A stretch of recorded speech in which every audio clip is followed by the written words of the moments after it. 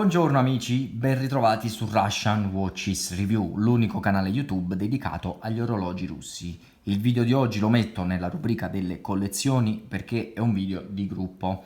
Il mio reale obiettivo è quello di farvi vedere le differenze fra alcuni Vostok della produzione contemporanea di Meranom. Io non amo particolarmente le compilation, ne ho fatta una prima di Natale dell'anno scorso per esempio, ma diciamo che quando si finisce per mettere insieme orologi e fotografie prese da internet non credo che escano fuori dei video che diano sempre un reale beneficio allo spettatore, perciò ne faccio di rado.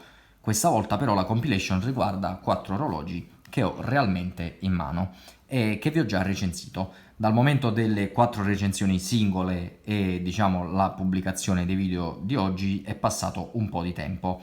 Gli orologi adesso saranno in mano a qualcuno di voi iscritti, però prima di separarmene sto appunto registrando questo video per comparare dal vivo gli orologi e capire che differenze passano fra i vari modelli che io vi ricordo si collocano su fasce di prezzo diverse, con un minimo, ecco le mie mani intanto, con un minimo di 39 dollari arrivando fino a 160, quindi andremo in ordine. Io direi di partire a questo punto con il Komandinsky Entry Level. Abbiamo questo, referenza 431744, eccolo qua.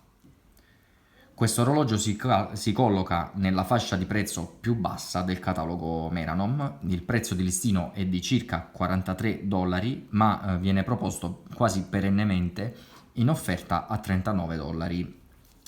La cassa, la possiamo vedere, è in ottone cromato e non presenta particolari lavorazioni. Non ci sono arricchimenti, la corona, possiamo vedere, non è marchiata. Il fondello è in acciaio comunque e il vetro è un plexi, quindi bombato, lo possiamo vedere così. Questo orologio è dichiarato resistente all'acqua 20 metri, quindi dato il materiale della cassa, secondo me è consigliabile evitare del tutto il contatto con l'acqua, almeno per quanto riguarda il mio parere. Il movimento è il 2414A ed è un movimento a carica manuale. Viene venduto con un cinturino in pelle dalla qualità direi medio-bassa e anche il packaging è abbastanza cheap, lo possiamo vedere, l'avevo scartato prima, è un semplice cartone. Quindi io definisco questo orologio un entry level in quanto risulta adatto a chi non ha particolari esigenze tecniche o a chi magari con un budget anche di 80-100 euro vuole prendere più di un orologio, perché di questi ce ne sono veramente tanti su Meranom con configurazioni estetiche delle più disparate, colori diversi, ma tecnicamente insomma sono sempre la stessa cosa. Il gradino successivo, diciamo lo step successivo, è rappresentato da questo Komandinsky 020706 nella fattispecie, ma il discorso è valido per tutti i suoi simili. Anche in questo caso ci sono veramente decine di modelli analoghi a quello che io ho comprato. Qui si sale un attimo di livello perché la cassa è completamente in acciaio. Ve la faccio vedere un po' anche da vicino, ma la satinatura è concentrica, quindi non è proprio il massimo, però almeno c'è un upgrade sul materiale che non è più ottone, ma come dicevamo è acciaio. La corona è ancora liscia e senza marchio. E comunque diciamo che considerando la corona, il fondello, lo possiamo vedere nel frattempo, che è a vite e il vetro plexi, questo orologio già è dichiarato comunque 200 metri, quindi un sub 200 metri. Il movimento è il 2416 a carica sia automatica che manuale e viene fornito con un bracciale di lamierino ripiegato, quindi nulla di particolare. Il packaging in questo caso è questa scatola, quindi nulla di eccesso. E niente di particolare, ecco, nemmeno questa scatola. E il prezzo di listino, ecco, cosa importante, è di 83 dollari, però anche in questo caso molto spesso si trova in offerta, quindi possiamo prendere come riferimento la cifra di 77 dollari. Faccio presente che con questa spesa si supera comunque la soglia utile ad avere la spedizione gratuita, quindi spendendo 77 dollari si può avere un orologio dichiarato sub 200 metri e con movimento automatico. Io credo sia un buon compromesso, tralasciando ecco, i difetti magari del bracciale. Certo, non lo considererei un vero e proprio diver, diciamo che è già può avere dimistichezza con l'acqua. Comunque, a tal proposito, direi di andare avanti e saliamo ancora un po' più su. Analizziamo la serie Amphibian SE di Meranom. Questo simpatico modello ha la referenza SE 020B37. La cassa è in acciaio satinato e il fondello è chiuso con anello a vite, lo possiamo vedere. E qui invece iniziamo a trovare ad esempio la corona marchiata. La corona è sempre acciaio, una corona a vite, anche quello di prima era acciaio ed era a vite. Comunque questa corona è una cosa, e poi abbiamo anche una ghiera proposta con l'inserto arancione, quindi una linea di produzione direi dedicata per questo modello. Ricordo che Meranom spesso mette le stesse ghiere su più modelli, ecco, quindi questa è una bella cosa. Il quadrante ha delle finiture di tutto rispetto, ve lo faccio un po' vedere perché i numeri sono applicati, gli indici, e in generale ecco, si percepisce una maggiore qualità rispetto a quello che abbiamo visto prima. Questo orologio è dichiarato 200 metri, il movimento è il 2415.01, quindi un carica automatica e manuale anche questo, e questo modello viene fornito con cinturino in silicone colorato, che è il cinturino è abbinato alla ghiera, lo possiamo vedere anche con il marchio. Questo è un allestimento dedicato in qualche caso, in qualche modo. Il packaging è un tantino migliore rispetto a quelli che abbiamo visto prima,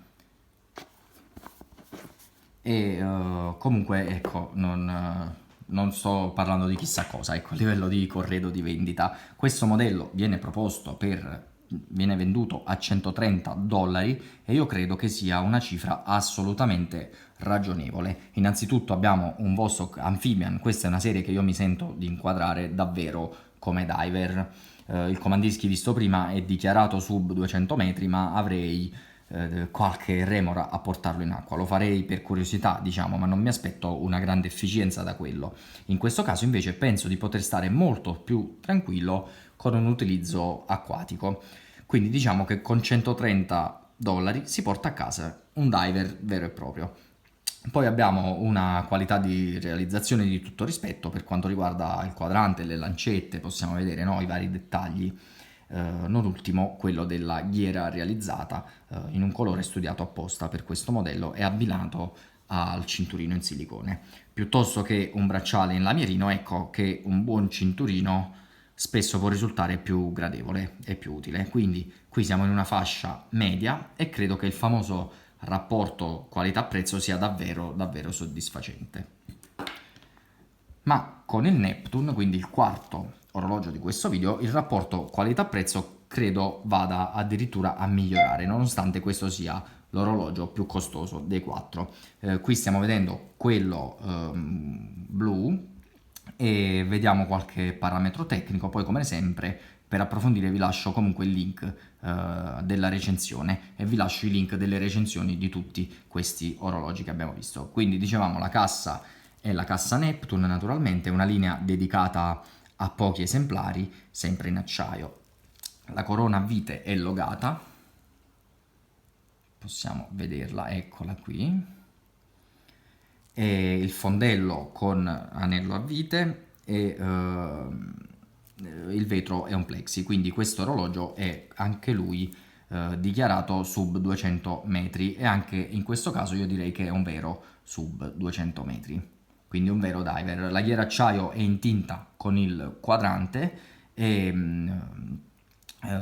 sul dial potremmo aprire anche un capitolo a parte perché la qualità è veramente percepibile con una lavorazione. Adesso considerate che c'è ancora anche la pellicola c'è questa lavorazione che gli dà proprio una tridimensionalità particolare, gli indici sono applicati, sono bellissimi, le lancette sono stupende, luminescenti e tutto il resto.